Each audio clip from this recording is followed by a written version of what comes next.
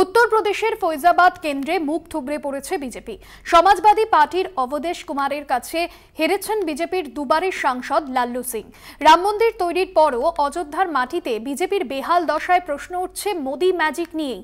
আর সেই প্রশ্নের উত্তর খুঁজতেই অযোধ্যার মাটিতে কলকাতা টিভি।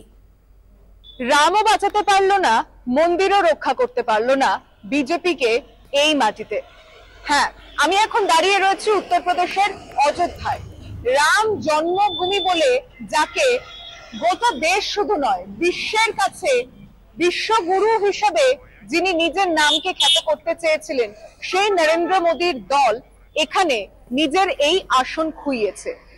দুবারের এখান থেকে সাংসদ হিসেবে লাল্লু সিং পর্যদস্ত হয়েছেন সমাজবাদী পার্টির অবধেশ কুমারের কাছে, এবং সেই হারের মার্জিনের পর ফৈজাবাদ, যাকে কিনা বিজেপি অযোধ্যা নামে এই আসনকে প্রতিষ্ঠা করতে চেয়েছে, কিন্তু সংবিধানে এখনো পর্যন্ত এই কেন্দ্রের নাম ফৈজাবাদ থাকায় বিজেপি এখানে রাম জন্মভূমি অযোধ্যাকে বিশ্বের কাছে হিন্দু রাষ্ট্রের একটা প্রতিচ্ছবি হিসেবে তুলে ধরতে চেয়েছে।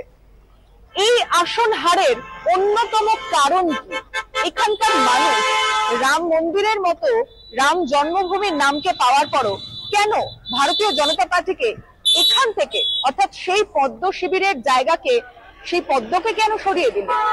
কারণটা খুবই আশ্চর্যজনক।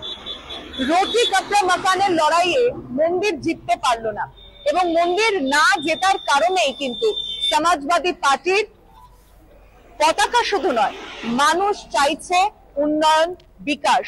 শুধু মন্দির নয়, চাইছে চাকরি, চাইছে কর্মসংস্থান।